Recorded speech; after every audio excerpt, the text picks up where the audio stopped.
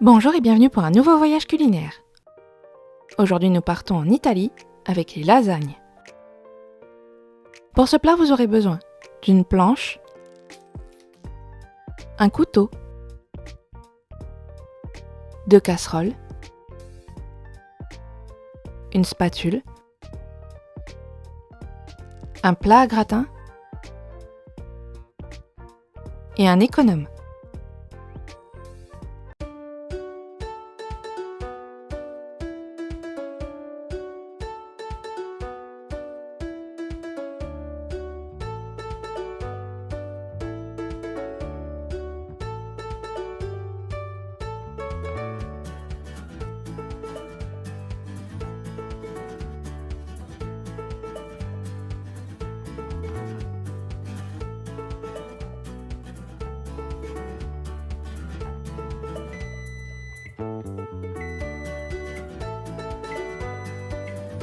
Pour ce plat, vous aurez besoin d'1 kg de bœuf haché, 12 feuilles de lasagne, un oignon, une gousse d'ail, une cuillère à soupe de basilic, une cuillère à café de thym, une cuillère à café de laurier, du parmesan, 100 g de mozzarella, une carotte, du sel, du poivre, 1 litre de coulis de tomates, 6 tomates, une cuillère à soupe de concentré de tomate, 50 g de beurre, 50 g de farine, 75 centilitres de lait.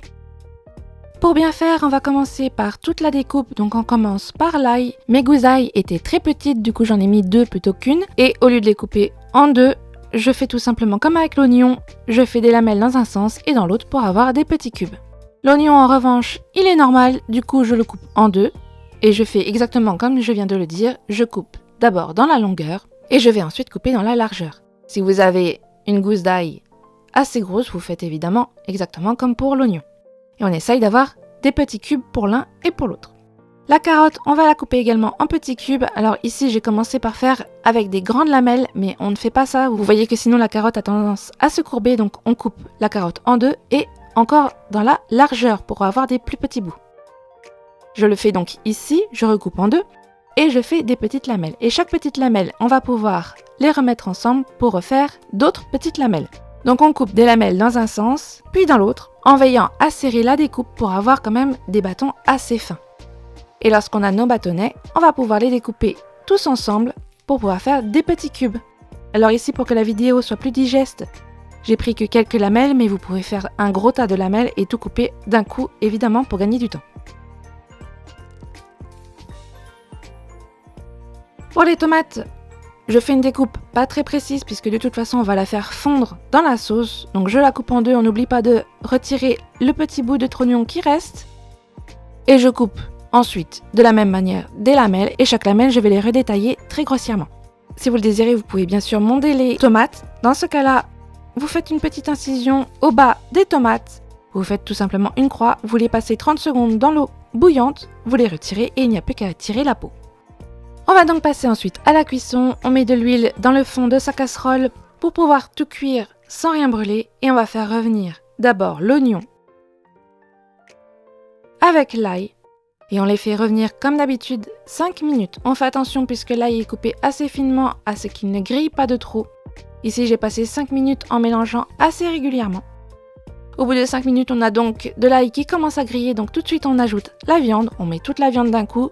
Puisque c'est de la viande hachée, normalement, elle va plutôt bien se tasser dans le fond de la casserole. Si vous avez une casserole assez petite, n'hésitez pas à réserver l'oignon et l'ail et à faire revenir votre viande en plusieurs fois. Ici, moi, j'ai tout fait d'un coup. Ça rentrait quasiment dans le fond de ma casserole puisque la viande va avoir tendance à réduire. Ici, on voit, j'absorbe l'huile, l'oignon et l'ail et la viande touche assez bien le fond.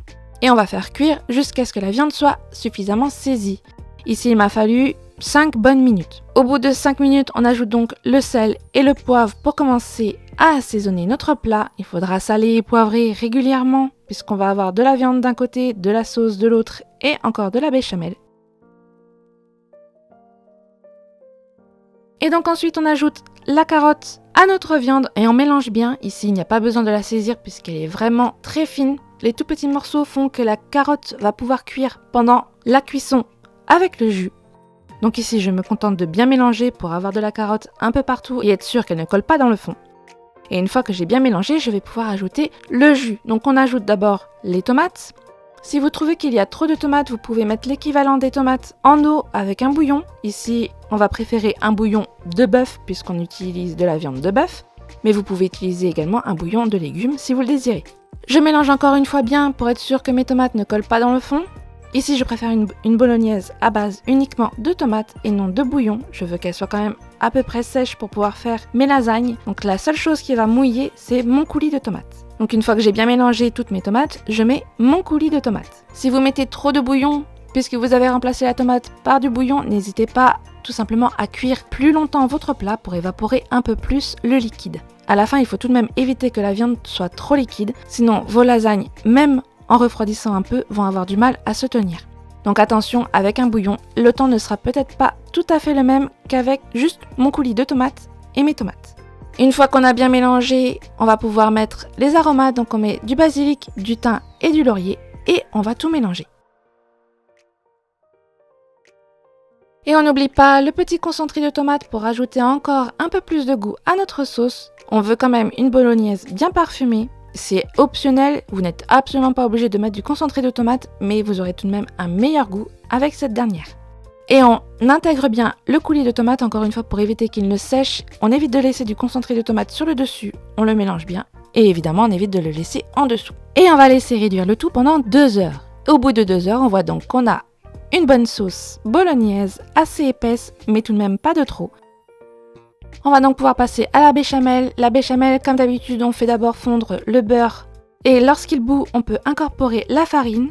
À ce moment-là, on prend son temps pour que la farine absorbe bien le beurre. On ne se dépêche pas à mettre le lait. Ne vous en faites pas, la farine ne va pas brûler. Vous restez à côté, vous mélangez et vous allez voir que vous allez obtenir quelque chose d'assez mousseux. La pâte qui se forme est uniquement avec la présence de liquide. Jusque-là, on a du beurre gras et de la farine sèche. Donc vous n'allez pas griller. On prend son temps, on mélange, on incorpore bien et au bout d'un moment, vous avez donc un mélange suffisamment mousseux. À partir de ce moment-là, on peut incorporer le lait et cette fois, vous allez avoir quelque chose qui s'assèche très vite. On y va quand même petit à petit pour éviter les grumeaux. Au départ, on met vraiment juste du lait dans le fond de la casserole et on va faire une pâte épaisse. On voit des grumeaux partout, c'est normal. On réincorpore du lait tout doucement, encore une fois, juste pour le fond de la casserole. On récupère, ça va refaire encore une fois une pâte très dense et donc avec des grumeaux.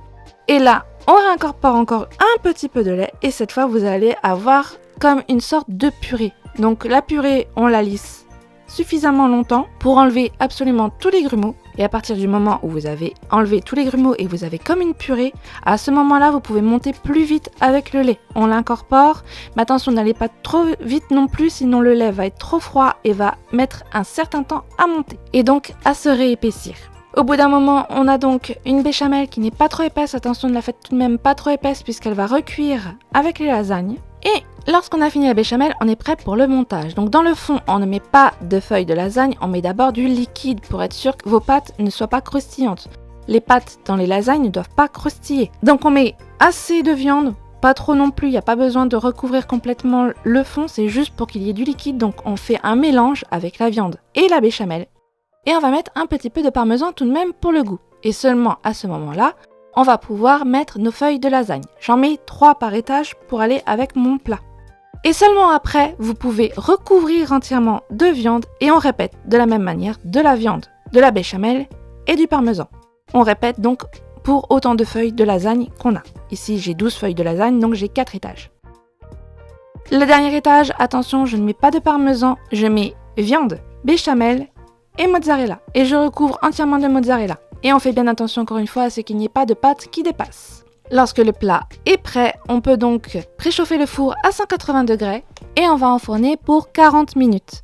Ici, avec 40 minutes, j'ai des pâtes qui sont bien cuites et un gratin qui est bien gratiné. Si vous voulez un gratin un peu moins fort, n'hésitez pas à mettre votre plat plus bas et à laisser un peu moins longtemps. Vos pâtes seront cuites en gros au bout de 30 minutes.